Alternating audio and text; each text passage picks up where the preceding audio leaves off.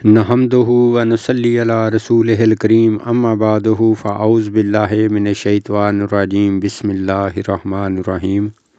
मेरे सारे हकीम भरावां नूं मेरी तरफों अस्सलामु अलैकुम। उम्मीद करना सारे दोस्त खैर खरीयत नाल होणगे। अज मैं अपने भरावां दी खिदमत दे विच अहमर पारा बनाउण दा नुस्खा जिहड़ा है वो पेश करन लगा वां।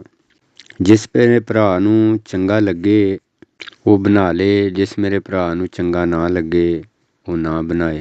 कुश्ता पारा बरंग सुरख बरामद हुंदा है, जिहड़ा कि खबीसा बीमारियां उत्ते भी इस्तेमाल हुंदा है और यानी खुराकी पोशाकी दोवें काम करदा। तांबे उत्ते भी अमल है। मैं करना की हाँ, मैं इनू इस तरीके नाल बनाना वा। मैं एक लोहे दा बर्तन बनाया है, यानी जिहदे विच अद्धा किलो चीज़ जिहड़ी है वो आसानी नाल आ जाए। खड़ा बर्तन बनवाया, यानी एक कप नमा लोहे दा पैप लैके उहदे थल्ले प्लेट जिहड़ी है उहनूं विल्ड करवाया है। पारा किस तरीके नाल मैं बनाना वा। 5 तोले पारा उस कप दे अंदर नाली दे अंदर पा के ओहदे उत्ते 10 तोला गंधक आंवला सार जिहड़ी है वो मैं पा देना। ओहदे उत्ते पोटाशियम आयोडम 5 तोला वो भी पा देना। उत्ते 1 पाइया सोडा कास्टक अच्छी नस्ल दा 99 डिग्री दा वो मैं उत्ते पा देना। पा के इहदे विच साफ सुथरा मसफ़ा पानी, अगरचे गुलाब दा अरक पा लिया जाए तो ज़्यादा बेहतर है। अरक दस्तयाब ना होए तो साफ सुथरा पानी जिहड़ा वो 5 तोले उत्ते ऐड कर देना। ये करन तो बाद दे विच इनू 24 घंटे वास्ते पिया रहन देना। कास्टक पत्तरी वगैरह पानी दी शक्ल इख्तियार कर जांदी है। हुण मैं इनू चुक के दरम्यानी अग दे उत्ते रख देना। हर चीज़ तेल हो जांदी है, ओहदे अंदर पारा पकदा रहिंदा। जिस वेले 5 तोले पानी खुशक होण ते जांदा है, मैं फिर 5 तोले पानी जिहड़ा वो मैं फिर पा देना वा।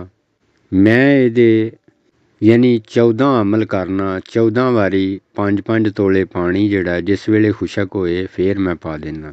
मेरे लग जाण 2 दिन 3 दिन 4 दिन जिन्ने भी दिहाड़े लग जाण। जिस वेले 14 अमल पूरे होण इनू मैं ठंडा होण दा मौका देना। जिस वेले ठंडा हो जाए फिर मैं इहदे विच पानी पा के इनू लैना धोना बड़ी एहतियात नाल ताकि पारा जिहड़ा वो ज़ाया ना होए। लेकिन पारा अपना वज़न बरकरार रखदा है।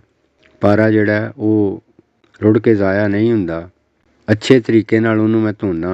जिस वेले थल्लियों पारा दस्तयाब हो जाए फिर उहदे विच उहनूं मैं कढ़ाई विच पा के उत्ते 1 तोला मिठा सोडा पा के खुला पानी पा के उहनूं मैं उबाला 2 ਤੋਂ 3 दे के ते उहनूं धो के साफ कर लैना। हुण इनू मैं गुलाब दे अरक दे अंदर खरल करना। जिस वेले इनू खरल किया जाता है एक बारी फलावट विच आउंदा है। खरल करदा जाना हत्ता कि अपना हुजम बनाई जांदा, समेट खा जांदा। इहदे अंदर जिहड़ी हवा वगैरह हुंदी वो निकल जांदी है। पारा कैमुलनार हुंदा। इहदी 1 रत्ती खुराक है और 1 रत्ती तोले तांबे उत्ते अमल है। जिस मेरे भरा दा दिल करे, चंगा लगे, नुस्खे दी तरतीब चंगी लगे वो मेरा भरा बनाए, बना के इहदे तो फायदा उठाए। जिस मेरे भरा नूं चंगा ना लगे उहदे नाल जोर कोई नहीं, वो बिल्कुल ना बनाए। मेरी तरफों अज वास्ते इन्ना ही। वासलाम।